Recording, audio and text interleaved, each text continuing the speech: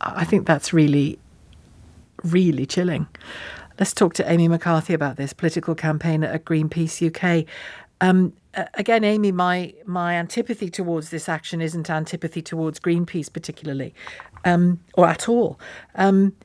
That's creepy what Philip Evans just said there. That is stalking a family before you go to their house in their absence. That's what that is. Hi, Sheila. Nice to speak to you. I wouldn't characterize it the way you have. The Prime Minister, his engagements are public information.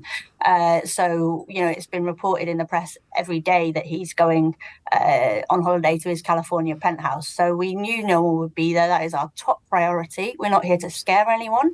We're not here to do anything that will put anyone at risk. Safety is always our first priority whenever we do anything like this. So we made sure the property would be completely empty when we went anywhere near it. There was no one on site. We even knocked on the door to, in case there was any security or anyone, so we could identify ourselves.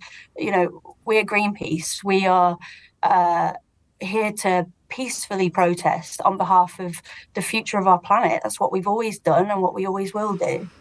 If you peacefully protested on my roof or in my garden or on my doorstep, in my absence, I would still regard you as trespassing on my property. Of course. And alarming my neighbours. I mean, it's a different scenario there. Perhaps there aren't neighbours. But, when it comes to the law, as it applies to a person's privacy and their home's privacy, doesn't the same apply to Rishi Sunak and his wife and children? Well, with the greatest respect, we wouldn't protest on your roof as you're not Prime Minister. No, I'm trying to say, yeah, so you say him being Prime Minister means all bets are off. Him being responsible and accountable for these hugely damaging decisions that he's taking, opening up this drilling frenzy for North Sea oil and gas exploration, while we're seeing, we've just seen holidaymakers being repatriated from Greece. And now our Prime Minister is saying, we'll go for more fossil fuels. He's pouring fuel on the fire. Well, those fires were mostly, I take the point that I and others have made about the heat, making it harder to put out those fires. But most of those fires, or all, as far as we know so far, were started by human hand. But they've been attributed to climate change responsible for the difficulty in putting them out, yeah. Was the dryness of the ground, yeah. Yes, and for flooding in other countries, for famine across large parts of the globe. But you talk about accountability. Yesterday, the Prime Minister sat in this very studio for half an hour, taking calls from people, including calls about the oil and gas decision. I talked about it on air for an hour as well, that element on air for an hour as well, in which people made their feelings known, called him to account for it, said they would vote in a particular way because of it. He goes to the House of Commons and he is challenged on it there. He goes to parliamentary committee rooms and is challenged on it there. He will be challenged on it time and time again. Now, I'm not saying that means you'll get the outcome you want. I'm not saying you shouldn't protest either. I'm saying that it's vital you keep people on your side. And as it happens on this, people won't all agree with me, but I think there will be people who think he's home. I mean, come on. And they'll stop listening. They'll stop listening to you is what I'm saying. Okay, but you're saying we need to keep people on side. But yeah, we need our Prime Minister to be on side, because whose side is Greenpeace on? It's on the side of the planet and our future. No, I mean listening to you. You need to keep people listening to you. And I wonder. I think we are doing that. I think, obviously there's a debate in the country, and I think the Prime Minister and the current government are doing their utmost to create this toxic debate around the climate. They're trying to polarize the debate and sow division, which is deeply cynical in my view. And the science has been clear for years. If we want to keep global warming within a safe, livable, within 1.5, we cannot have any government anywhere in the world drilling for more fossil fuels. So, Rishi Sunak is out there. They're doing his job as Prime Minister, and we're doing our job as Greenpeace. Has that house been in your sights for some time, or did the discussion after Uxbridge, the by-election in Uxbridge, and the use of ULEZ as a policy, as a campaigning policy, and what's been said since, was it in your sights before then, his private family home? We, this action is in response to his announcement this week that he will open up this drilling frenzy in the North Sea, over 100 potentially new. But was it ever a potential target? We've been there before. We went there a few months ago. We all dressed up and had a pool party outside Rishi Sunak's house when he decided to. You were outside, weren't you? Am I right in saying you were outside then? Yeah, we were outside the grounds. So you were in public pathway. Yeah. That's fine. Well, you're allowed there, but this is rather different, isn't it? Sitting on his roof. You asked if we've been to his house, so yes, we have. That was my answer. All right. Well, it's different, isn't it? I agree with you. It's different, but I mean, the thing is, like as I've said, this is an extraordinary decision from our Prime Minister in extraordinary times. How are we supposed to respond in a way that, can meet that level of damage that he's prepared to do on our planet? And this is not in the interest of anyone to go for more oil and gas. It's very expensive for UK bill payers. We're in a cost of living crisis. No one can afford to pay their energy bills. So why isn't the government investing in renewable energy, which is way cheaper than oil and gas? We don't own this oil and gas. It belongs to the companies that extract it, and they sell it for the highest price they can get on the international market. And I don't want to minimise the work that you do. I genuinely don't. But everything you have just said there to me has been said time and time and time again by ordinary LBC listeners who call this programme, who do not break the law and trespass on somebody's private home. And they've come to the same conclusions as you, and we have discussed them openly, up to and including challenging the actual Prime Minister in that chair opposite me on Nick Ferrari's programme on those very issues. So what have you achieved? What have you achieved other than making your organisation and your activists look a little out there? Well, I mean, because and the only reason I challenge you in this way is in your shoes, I would want people listening to me and being on side and learning from me. Nothing you have said to me has taught me anything other than you're prepared to invade somebody's home. We didn't invade his home. We went on top of the building. We'd never set foot inside his home. But Greenpeace has existed around the home. It was his home. Okay. This is what Greenpeace has done since we started.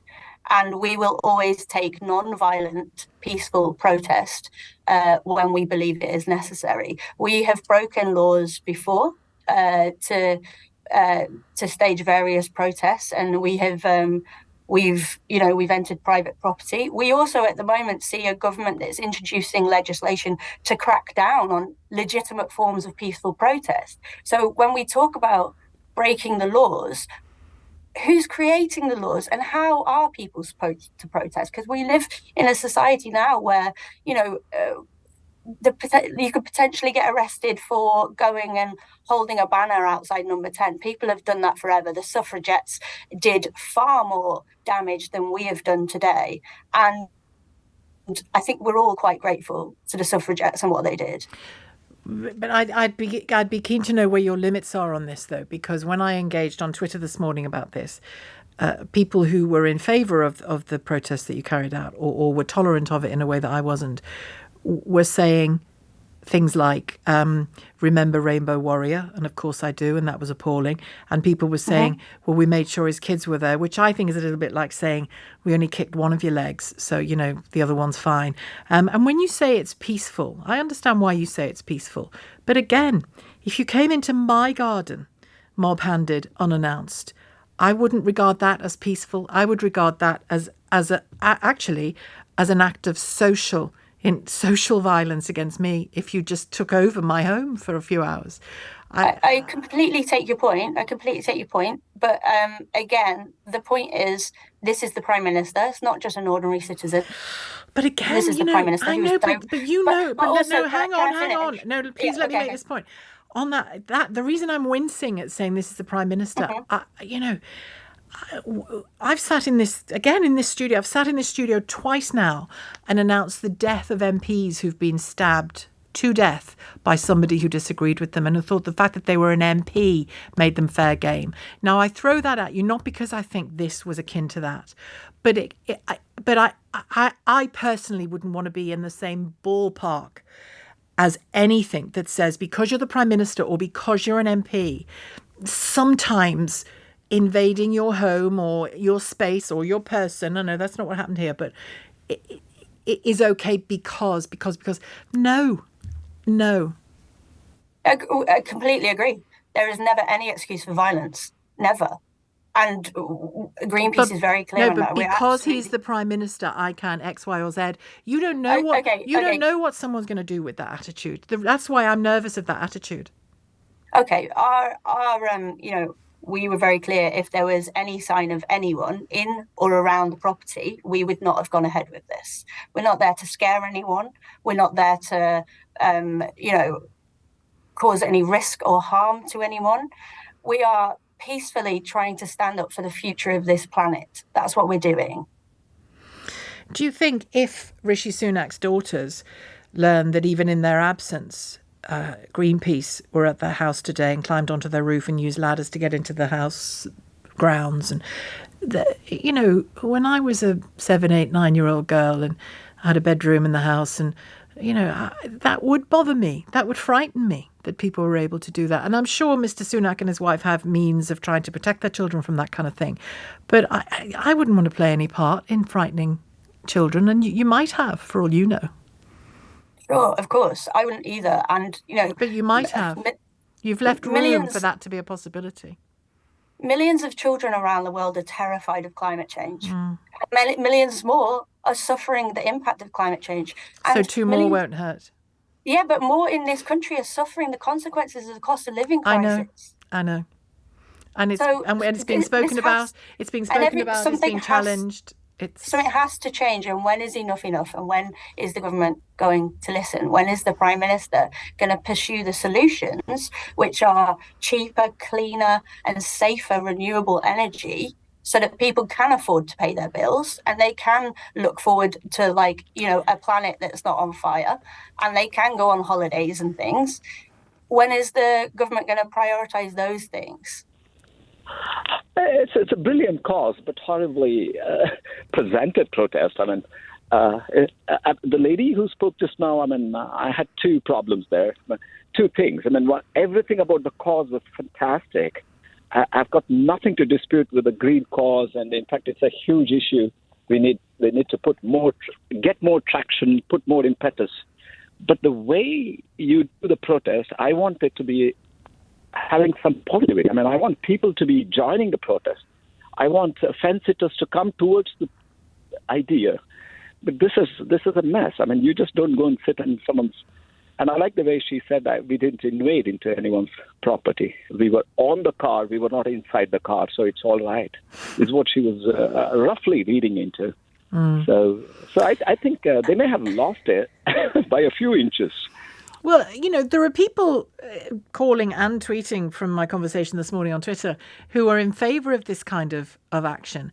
And I just think if you take it to somebody's home, you begin to lose the argument. And somebody's private home, you begin to lose the argument.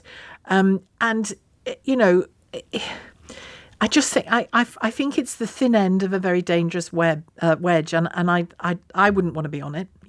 I would challenge Rishi Sunak on those oil fields as strongly as Amy McCarthy would as well. Thing, and all of the things she said are being challenged as we speak, and we're talking about it still, and we're going to continue to talk about it, and it's going to be challenged in Parliament and possibly even in the courts, who knows, as time goes on. And it's not to say don't protest, but I just don't like it. I just don't like it. That's the way to do it. Now, what's the next thing? Are these guys going to sit on the petrol stations, on the gas stations?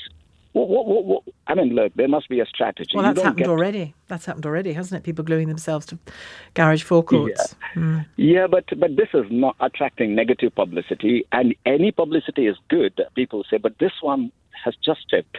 I mean, because I'm a big fan of the activity, the intention.